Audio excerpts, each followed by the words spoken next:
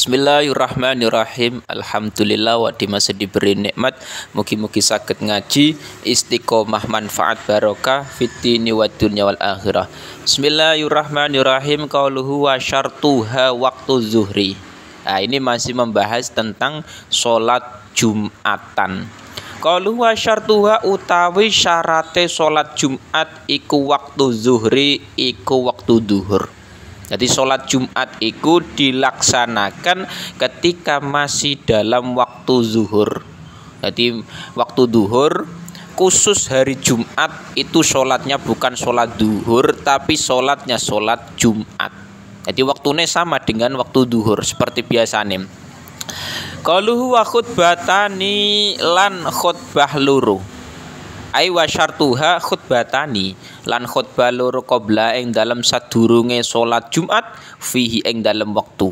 Jadi disyaratkan lagi ketika salat Jumatan. Nah, ini yang membedakan dengan salat duhur. Nek Jumatan itu ada dua khutbah yang dilakukan sebelum salat Jumat.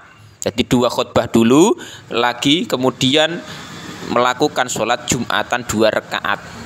Syarate yasma'u huma ingkang krungu huma ing khutbah loro sapa al arbauna sapa wong 40. Syarate khutbah 2 tadi itu bisa didengarkan oleh 40 orang. Jadi 40 orang ini orang-orang yang memang mustautin syaratnya. Kalau dalam redaksi kitab lain ada 40 orang yang bisa mengesahkan Jumatan, yaitu laki-laki mustautin, terus orang-orang yang memang sudah memenuhi syarat-syaratnya merdeka dan lain-lain. Ya, nek misalkan tidak memenuhi itu bagaimana? Cara mazhab Syafi'i tidak sah. Jadi misalkan 39 orang laki-laki, sing satu orang yang Jumatan itu ternyata perempuan. Lah ini belum memenuhi syaratnya khutbah loro yang sah bagaimana. Nah itu. Jadi harus 40 orang yang bisa mengesahkan Jumatan. Iku mendengar khutbah tadi dan melakukan sholat Jumatan. Nah itu yang membedakan sholat Jumat itu dengan sholat lain. Di situ ada khutbah dan harus didengarkan oleh 40 orang yang bisa mengesahkan Jumatan. Qalu wa antu sholat lan yento den sholati apa Jumatan wa antu sholan yento den sholati apa sholat Jumat jamaatan kelawan jamaah bihim kelawan arba'ina.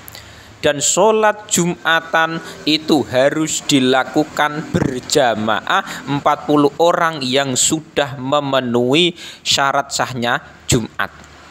Lagi. Jadi misalkan 39 orang sudah memenuhi, laki-laki mustautin dan laki-laki sudah terpenuhi semua. Tapi ada satu orang yang tidak memenuhi kriteria. Misalkan orangnya musafir, orang bepergian, maka tidak sah menurut mazhab Syafi'i. Tapi dalam redaksi kitab lain ada yang mengatakan sah mau. Tidak harus 40, tapi redaksi kitab lain. Nek kitab ini memang harus 40 orang. Nah, Jumatane jamaah yang 40 orang, khutbah didengarkan oleh minimal 40 orang. Qaluhu wa alla tuqarinaha lan yen to ora barengi ha ing salat Jumat apa ukhra apa Jumatan kang weneh bi baladia ing dalam negarane Jumat. Jadi ketika nantinya iki yang menjadi masalah di masyarakat kita dalam satu daerah itu ada masjid yang lebih dari satu. Jadi Jumatane misalkan 3 tempat. Jadi satu desa itu ada Jumatan lebih dari satu. Nah ini yang menjadi persoalan ini. Jadi ketika dalam kita lihat dalam redaksi kitab lain, salah satunya Bajuri dan kitab Kasyifatus saja, itu memang ada ulama yang membolehkan Jumatan lebih dari satu dalam satu daerah, tapi ada syarat-syaratnya.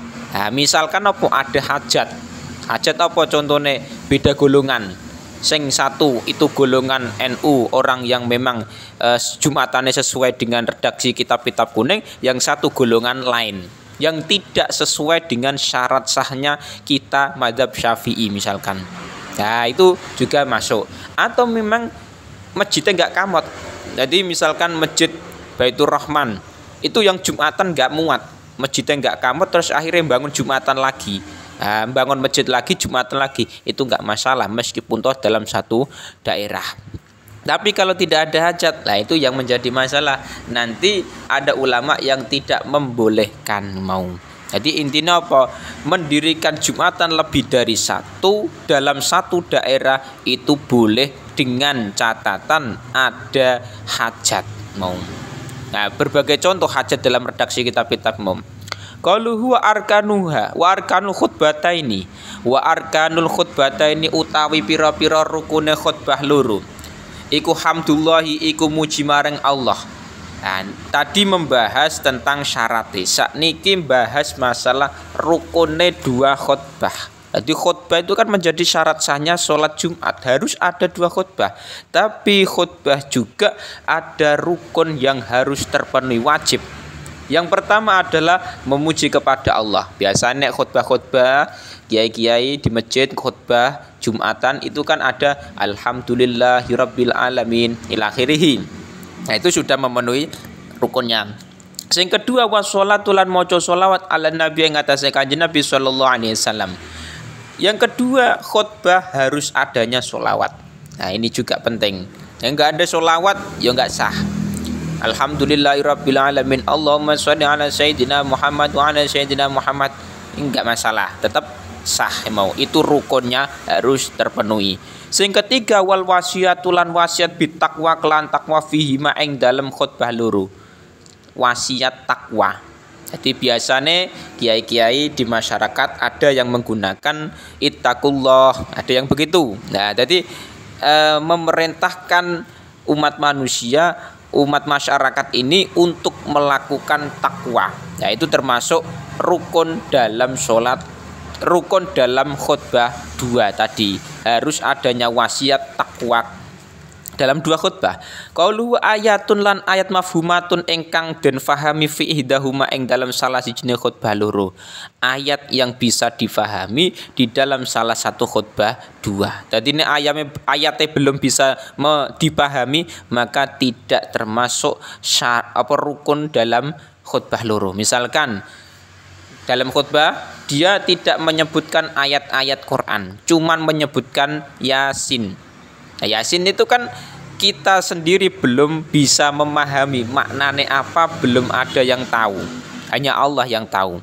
Nah, jadi misalkan kita khutbah harus menggunakan ada ayat Quran sebagian saja, itu yang bisa difahami. Kalau wa doa ulan dongaake lil mukminina maring pira-pira wong iman fisaniyati ing dalem khutbah kang kaping pindho. Sing terakhir mendoakan kepada orang-orang mukmin di dalam khutbah yang kedua. Biasanya kan menggunakan Allah maghfir lil mukminin wal mukminat wal muslimin wal muslimat, itu enggak masalah. Jadi yang penting adanya mendoakan kepada orang-orang mukmin dalam khutbah itu menjadi rukun dalam khutbah, harus wajib dilakukan. Kalau enggak dilakukan maka tidak sah khutbah. Nek khutbah enggak sah, salat otomatis tidak sah.